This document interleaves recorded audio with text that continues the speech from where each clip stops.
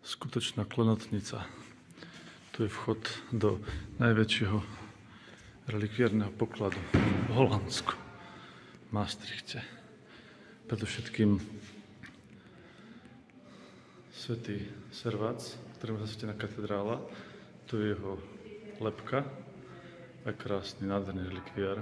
Nádherný. To je proste ťažko opísať slovami. A množstvo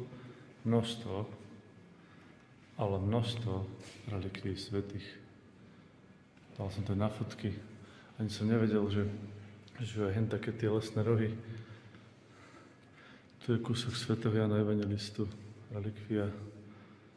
A tu proste to ani nestíhaš čítať. Svätý Martin, Domicián, nejaký Gondolfi, Lambert. Proste Lambertovi sú inak zasvetené viaceré kostoly tu. Tu je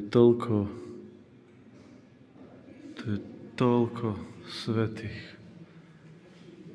Toľko svätých. Aj krásne relikviáre. Nie na všetkých je napísané, že čo obsahujú. Niektoré sú prázdne, a mnohé z nich obsahujú. Kalich, ktorý robil svätý Servac.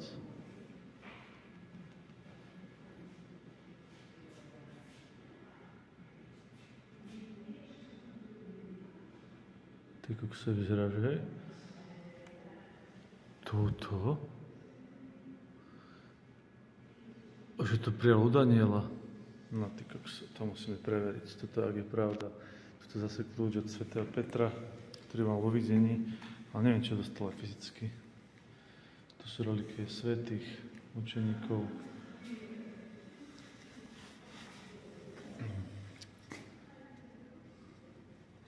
Toto je palica. Toto je biskupská palica, ktorá sa pripisuje Servacovi. A toto je zase palica, ktorou niečo zabil draka.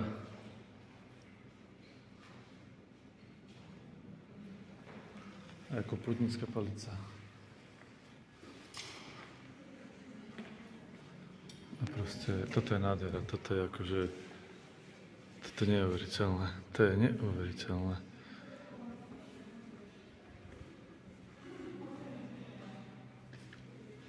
A toto takisto, ďalšie relikviáre svätých. Svätý Magnus, orduj za nás. Tu je svätý Jozef. Ale teda používané, či je tam aj relikvia, neviem na 100%, ale je. Keď sa takto pozrieš z boku, to vyzerá, že tam niečo je. Tu je svätá Mária Magdalena. Tam je niečo. Svätý Remakulus, svätý Remigius a ďalší svätí.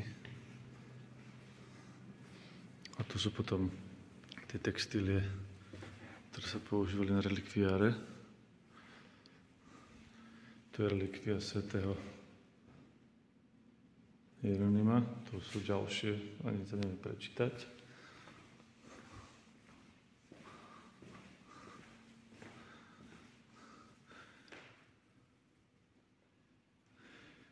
Toto je z hrobu svätého Martina, ako z jeho rúcha, z nejaký tongres.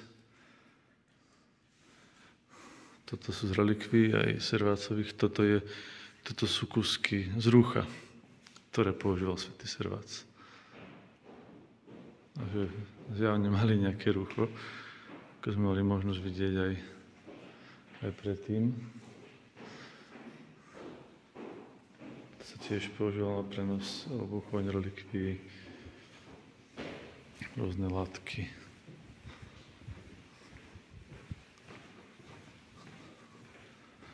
No to, že potom hore cesta.